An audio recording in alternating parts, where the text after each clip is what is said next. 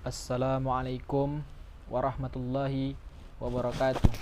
Alhamdulillah, alhamdulillahirabbil alamin. Wassalatu wassalamu ala asrafil anbiya'i wal mursalin wa ala alihi wa sahbihi ajma'in. Amma ba'du. Rabbi israh li sadri wa yassir li amri wahlul 'uqdatam min lisani yafqahu qawli.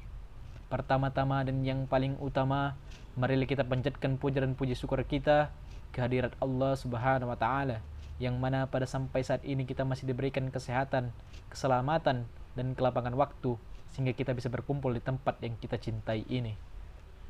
Salawat berangkaikan salam tidak lupa kita haturkan kepada junjungan kita Nabi besar Muhammad SAW yang telah membawa kita dari zaman jahiliyah ke zaman yang terang benderang, dan tak lupa untuk bersolawat kepadanya agar kita mendapatkan syafaat di akhir yaumil kelak. Amin, amin ya rabbal alamin. Yang saya hormati Bapak Azhar MA dan para hadirin sekalian, dan yang saya sayangi teman-teman semuanya. Kaum muslimin yang berbahagia, masjidlah yang menjadi parameter kejayaan umat ini selama berabad-abad, sebab ia adalah lambang keislaman dan syiar keimanan yang menjadi kekuatan umat Islam. Namun nampaknya sekarang ini betapa banyak masjid yang berdiri gagah, tak ubahnya istana-istana megah, namun hanya sekedar menjadi bangunan bisu yang terabaikan, atau bangunan kosong yang sangat sedikit dari kalangan umat Islam yang mau mengunjungi dan memakmurkannya serta memperdayakannya minimal 5 kali sehari semalam. Bila sholat berjamaah di masjid saja sangat berat dilakukan, maka apakah lagi bila harus menjadikannya sebagai pusat peradaban dan aktivitas keislaman dan ekonomi syariah. Tentu akan lebih berat lagi. Sebab itu solusi utama yang mengembalikan masjid sesuai misi dan fungsi utamanya adalah memakmurkannya dengan berbagai jenis ibadah dan aktivitas keislaman, pendidikan dan sosial.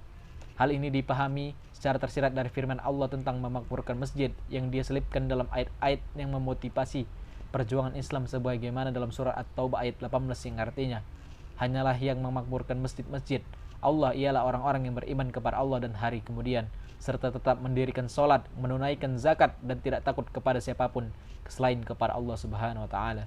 Maka merekalah orang-orang yang diharapkan termasuk golongan-golongan orang yang mendapatkan petunjuk. Ayat ini sekaligus mengisyaratkan kepada kita bahwa orang-orang yang benar memakmurkan masjid Allah secara ikhlas, bukan karena agar dipuji dan mengharapkan ganjaran dunia semata, memiliki 4 kriteria. Yang pertama, beriman kepada Allah dan hari kiamat, dan yang kedua, mendirikan sholat karena ia merupakan rukun terpenting dalam Islam setelah 2 kalimat syahadat, dan yang ketiga, menunaikan zakat bagi yang mampu. Ini juga merupakan salah satu rukun Islam. Yang keempat, merasa takut atau khusyuk kepada Allah, beribadah dengan penuh keikhlasan, rasa takut dan harapan akan ampunannya.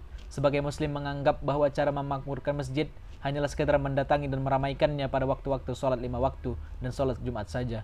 Padahal memakmurkan masjid dan memberdayakannya dan menjadikannya sebagai pusat dan sumber peradaban Islam tidak hanya sekedar dengan meramaikannya dalam waktu-waktu sholat, tetapi bisa diwujudkan dengan berbagai aktivitas keislaman lainnya. Di antaranya, yang pertama, membangun masjid dan menjaga keindahan dan kebersihannya.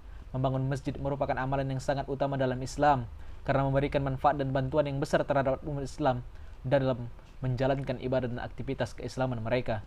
Rasulullah SAW bersabda, barang siapa yang membangun sebuah masjid karena Allah, niscaya Allah akan membangunkannya rumahnya di surga nanti.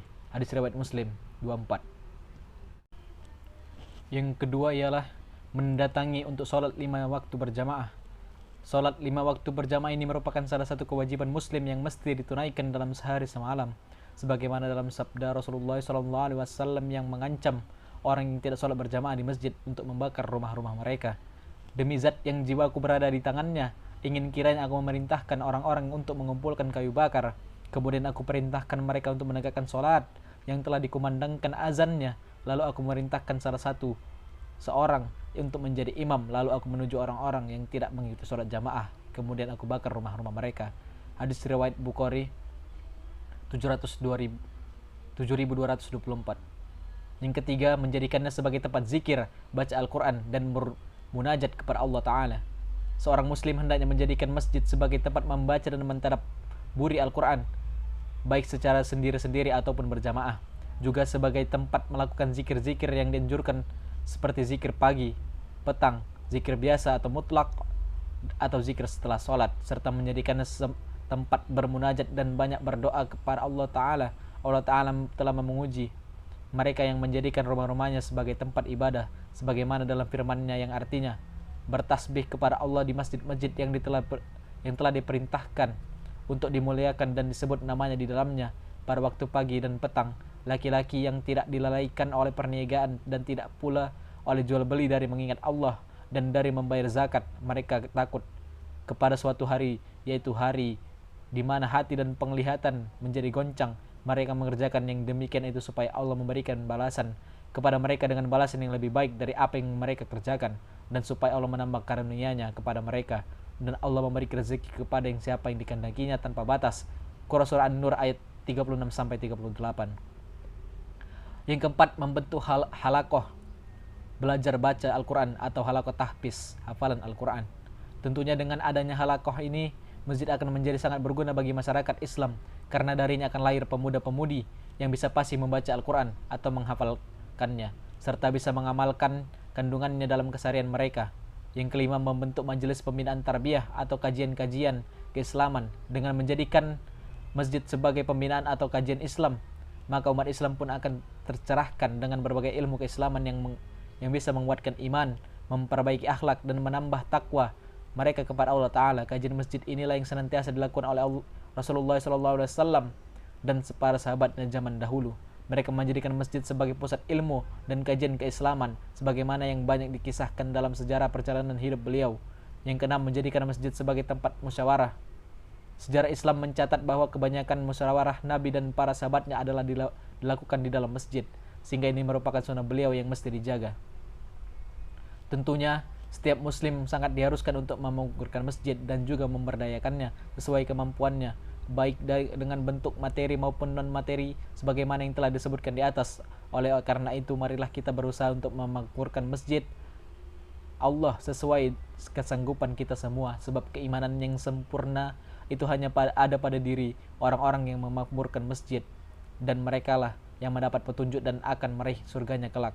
Dengan kembalinya masjid-masjid seperti dahulu, kalau lewat proses memakmurkannya dengan berbagai kegiatan dan aktivitas keislaman, sosial, dan pendidikan, maka umat Islam akan menjadi kuat dari segi iman dan ilmu, meraih kejayaan peradaban, serta akan ditakuti oleh musuh-musuh mereka. Mungkin hanya inilah yang dapat saya sampaikan, lebih dan kurangnya saya mohon maaf, dan kepada Allah saya mohon ampun. Wabillahi taufiq wal hidayah, waridha wal inayah. Wassalamualaikum warahmatullahi wabarakatuh.